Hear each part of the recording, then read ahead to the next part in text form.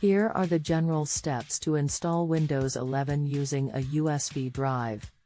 First, make sure your computer meets the system requirements for Windows 11.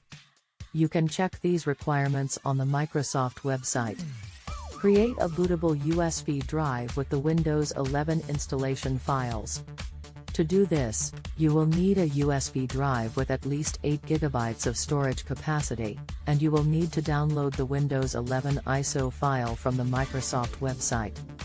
Then, use a tool such as RUFUS or the Windows USB/DVD download tool to create a bootable USB drive from the ISO file.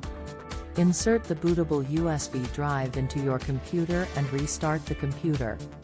Make sure the USB drive is set as the first boot device in your computer's BIOS settings. When your computer starts up, it should automatically boot from the USB drive and display the Windows 11 installation wizard.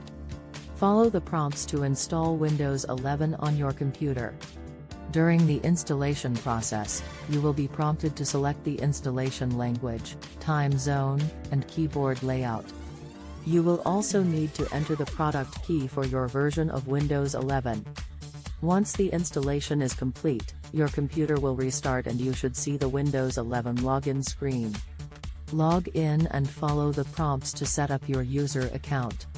That's it. Once you have completed these steps, your computer should be up and running with Windows 11 installed.